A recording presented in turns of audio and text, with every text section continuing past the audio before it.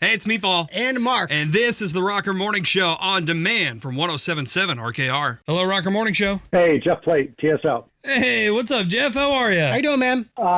I'm doing well. How are you guys doing? We're doing great, brother. Good to talk to you again. Fantastic as always, because we know when you call, it means we're gearing up for that season, man. It comes around quicker every year, but it's going to be awesome once again. Well, again, you know what time of year it is when we get to talk to Jeff Plate, drumming legend and original member of Trans-Siberian Orchestra. Welcome back to the Rocker Morning Show, man. Thanks for having me. Appreciate it. Well, here we are, beginning of fall. I'm sure you guys are in rehearsals and ready to go. It's time again for TSO. How many years now has this show been going on? We started touring in 1999, so we had a little hiccup with COVID in 20, but Right. This will be our 25th year of touring, and Wow. it's just amazing. You know, I sit up there every night and look around and go, man, I just can't believe we're still doing this at this level, and it's getting bigger every year. It's really awesome. Yeah, the original version of this show when you first started was still pretty impressive, you know, back then. But now, you know, there's fire and lasers and pyro and, you know, some Cirque du Soleil kind of stuff happening on stage now. Like, when you first started with this project, could you have ever foreseen it becoming this massive touring monster?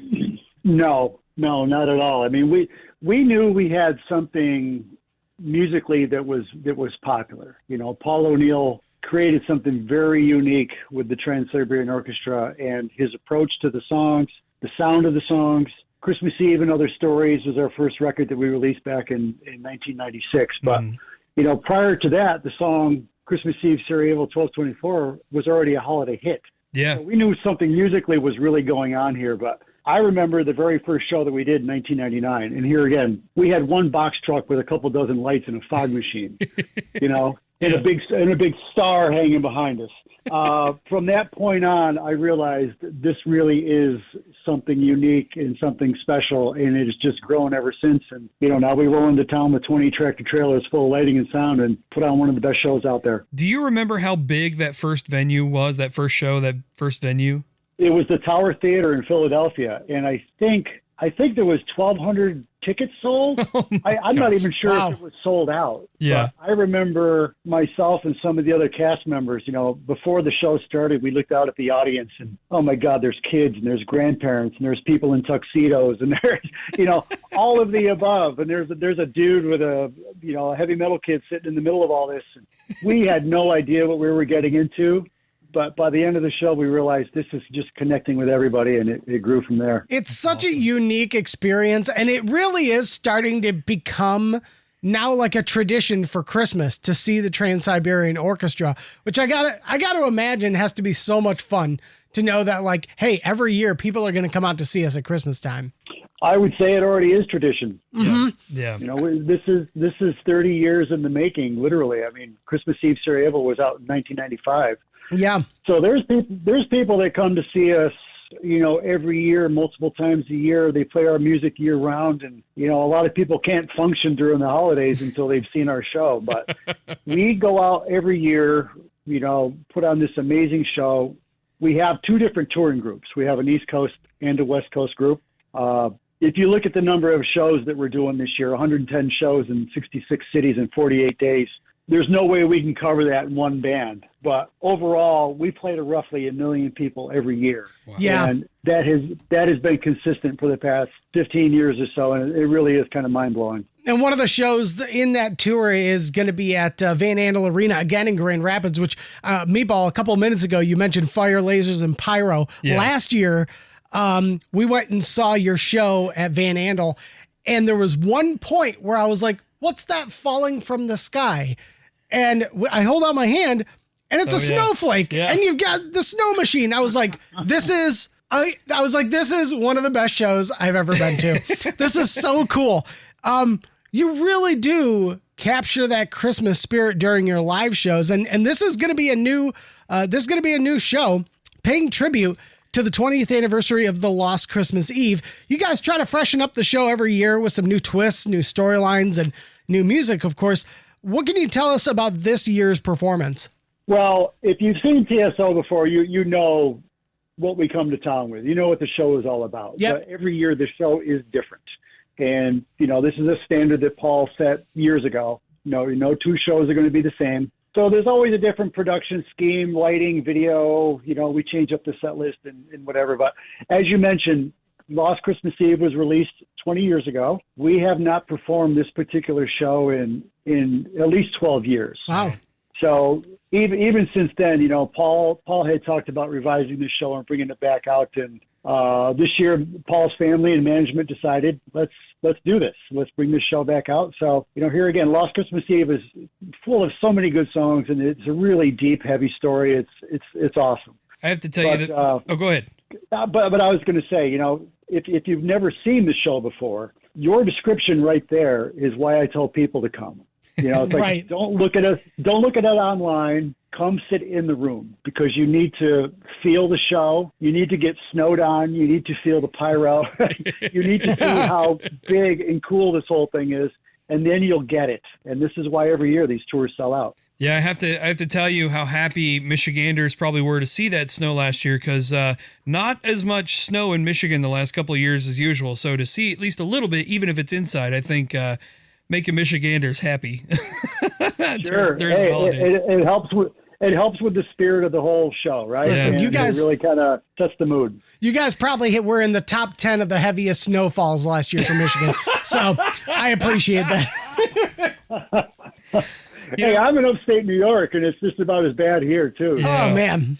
I miss it. We mentioned 20 years now of the Lost Christmas Eve in this show, and actually the first time I saw Trans-Siberian Orchestra was that show. So I'm very excited to see this come back again as more of an adult, to experience it. There's some other hurdles you guys are hitting this year too. You're going to sell your 20 millionth ticket to Trans-Siberian Orchestra at some point this year. And TSO is now giving back to communities through donations, $20 million through local charities across the country. I think that's something that maybe doesn't get talked about enough with TSO, is that charitable contribution. Yeah, something we're all very proud of.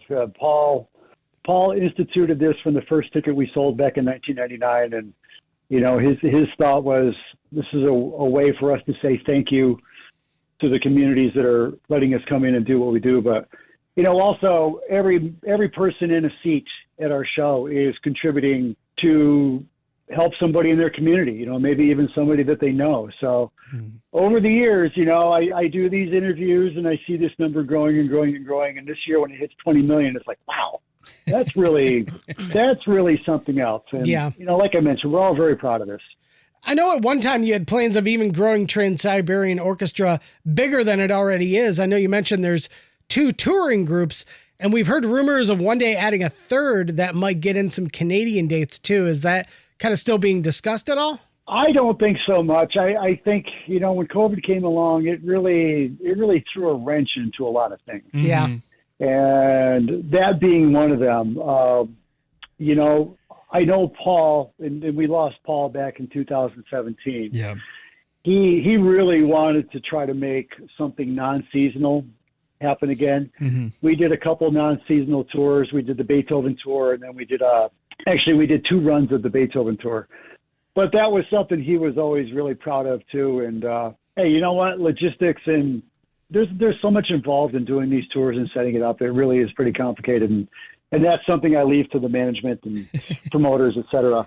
But for what we do in this short amount of time every year, we do reach a lot of people, and we keep Paul's legacy alive and keep his music out there. Yeah, I was going to say, your touring schedule already is just crazy, because you probably go back into rehearsals in the fall, you hit the road in November, you're done by the end of December, and in that time period between the two, touring groups, you've done over 120 shows in 60 different dates. I mean, that is absolutely insane. Is that the most grueling kind of tour schedule that you've ever worked for in your entire career? Well, yes, I think it's the most grueling tour that anybody's worked for. Yeah, but then you get like 8 months off, right? Yeah, but we're all busy doing a lot of other stuff. Right. For myself and most of us, we are used to this. I mean, when we play a single show day, we're like twiddling our thumbs during the afternoon, going, "I'd rather be playing." But there's a lot of people that work with us that do other tours that only play, maybe 3 shows a week or that kind of thing. Mm-hmm. They do a TSO tour and they're like, holy jeez, to something else. But then they go back to the other tour and they don't know what to do with themselves on those days off. So it's something that we're all used to. We're all prepared for it.